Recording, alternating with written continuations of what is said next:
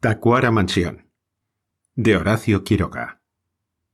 Frente al rancho de don Juan Brown, en Misiones, se levanta un árbol de gran diámetro y ramas retorcidas que presta aquel frondosísimo amparo.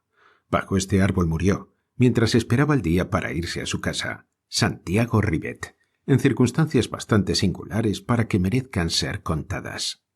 Misiones, colocada a la vera de un bosque que comienza allí y termina en el Amazonas, guarece a una serie de tipos a quienes podría lógicamente imputarse cualquier cosa menos el ser aburridos. La vida más desprovista de interés al norte de Posadas encierra 2 o 3 pequeñas epopeyas de trabajo o de carácter, si no de sangre. Pues bien se comprende que no son tímidos gatitos de civilización los tipos que del primer chapuzón o en el reflujo final de sus vidas han ido a encallar allá. Sin alcanzar los contornos pintorescos de un Joao Pedro, por ser otros los tiempos y otro el carácter del personaje, don Juan Brown merece mención especial entre los tipos de aquel ambiente. Brown era argentino y totalmente criollo, a despecho de una gran reserva británica. Había cursado en La Plata 2 o 3 brillantes años de ingeniería.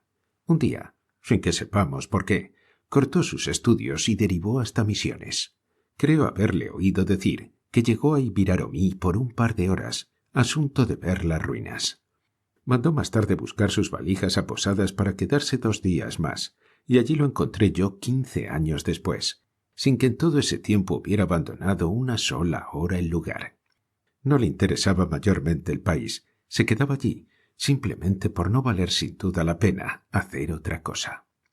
Era un hombre joven todavía, grueso, y más que grueso, muy alto, pues pesaba 100 kilos. Cuando galopaba, por excepción, era fama que se veía al caballo doblarse por el espinazo y a don Juan sostenerlo con los pies en tierra. En relación con su grave empaque, don Juan era poco amigo de palabras. Su rostro ancho y rapado bajo un largo pelo hacia atrás recordaba bastante al de un tribuno del 93. Respiraba con cierta dificultad, a causa de su corpulencia. Cenaba siempre a las 4 de la tarde, y al anochecer llegaba infaliblemente al bar, fuera el tiempo que hubiere, al paso de su heroico caballito, para retirarse también infaliblemente el último de todos. Se le llamaba don Juan a secas, e inspiraba tanto respeto su volumen como su carácter. He aquí 2 muestras de ese raro carácter.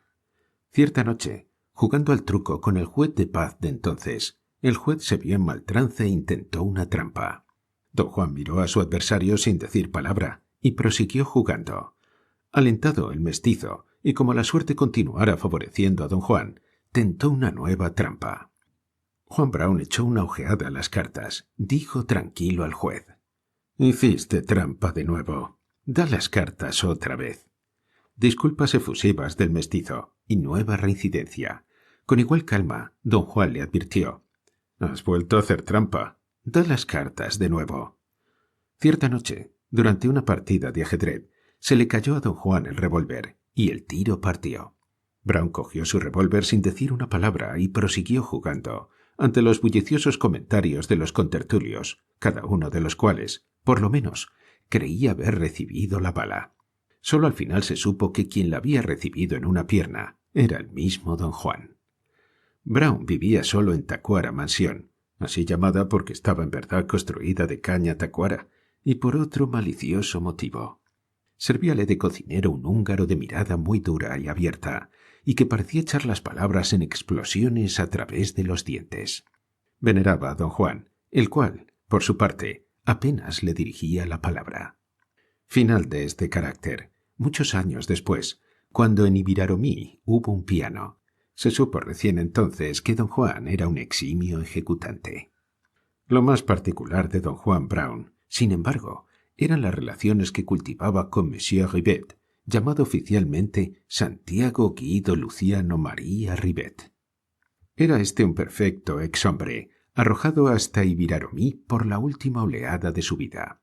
Llegado al país 20 años atrás, y con muy brillante actuación luego, en la dirección técnica de una destilería de Tucumán, redujo poco a poco el límite de sus actividades intelectuales, hasta encallar por fin en Ibiraromí, en carácter de despojo humano.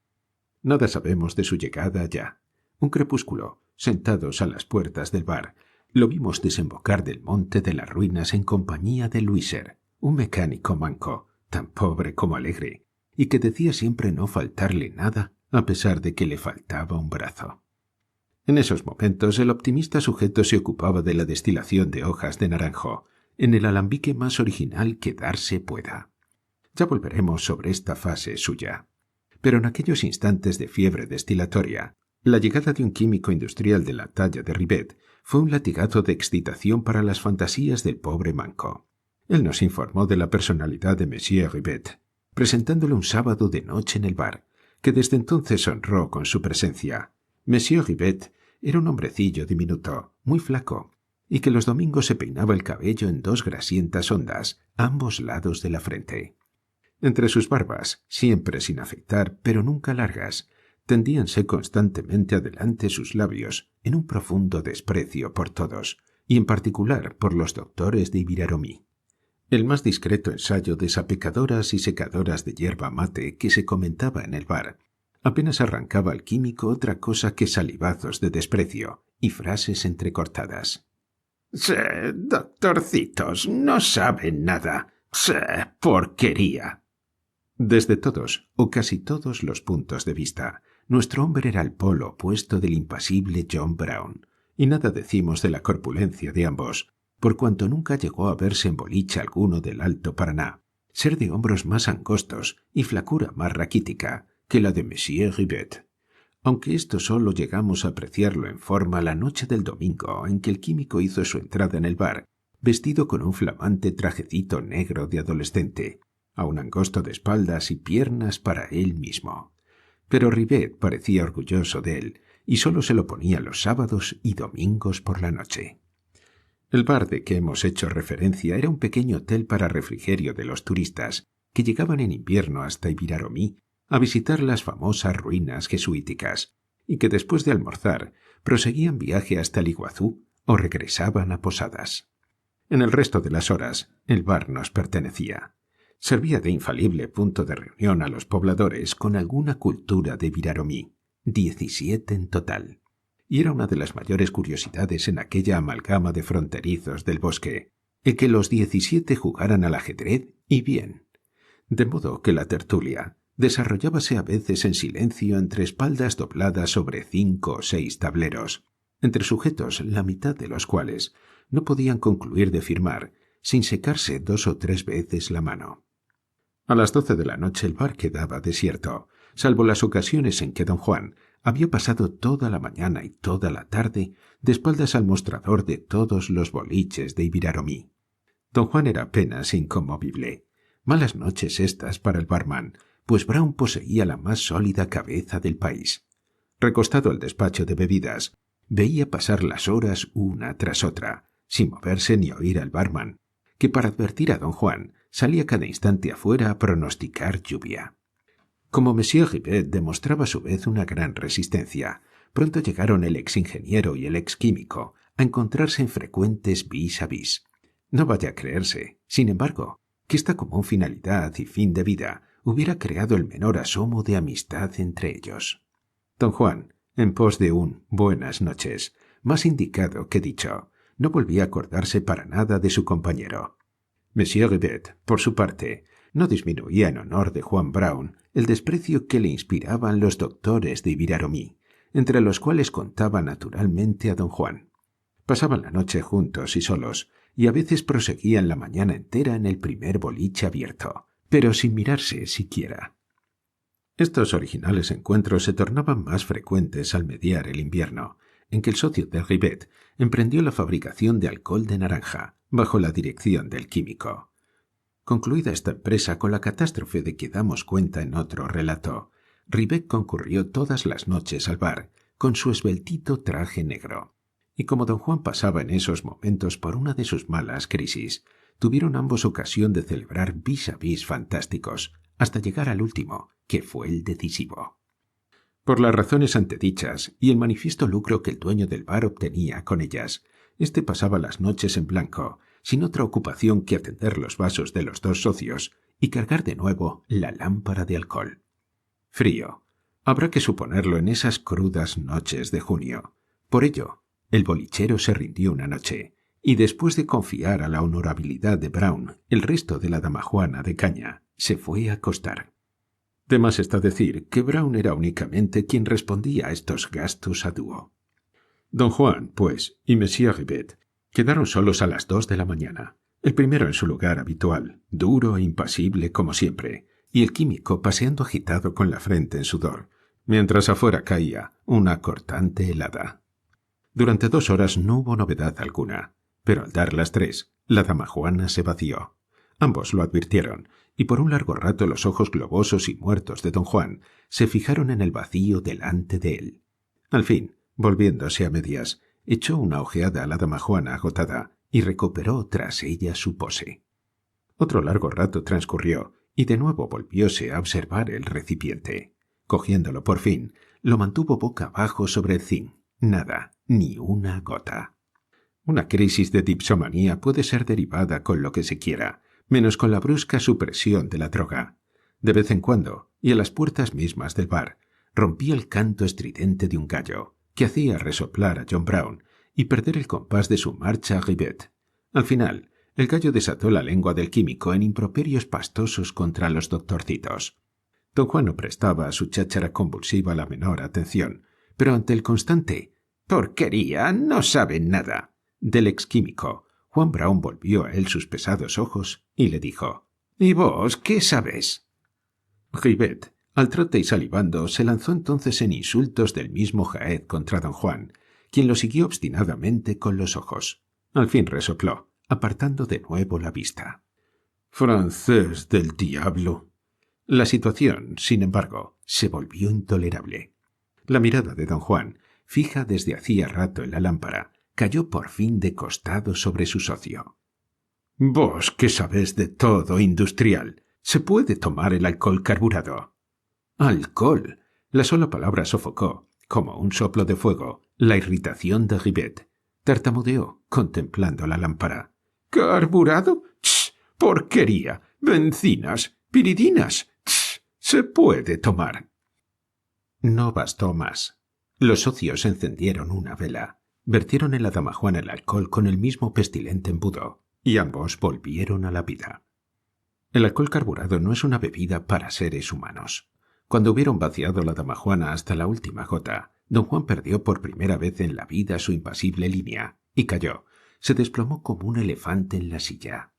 Ribet sudaba hasta las mechas del cabello, y no podía arrancarse de la baranda del billar. «Vamos», le dijo don Juan, arrastrando consigo a Ribet, que resistía. Brown logró cinchar su caballo, pudo izar al químico a la grupa, y a las 3 de la mañana partieron del bar al paso del flete de Brown, que siendo capaz de trotar con 100 kilos encima, bien podía caminar cargado con 140. La noche, muy fría y clara, debía estar ya velada de neblina en la cuenca de las vertientes. En efecto, apenas a la vista del valle de Yabibirí, pudieron ver la bruma, acostada desde temprano a lo largo del río, ascender desflecada en jirones por la falda de la serranía. Más en lo hondo aún, el bosque tibio debía andar ya blanco de vapores. Fue lo que aconteció. Los viajeros tropezaron de pronto con el monte, cuando debían estar ya en Tacuara Mansión. El caballo, fatigado, se resistía a abandonar el lugar.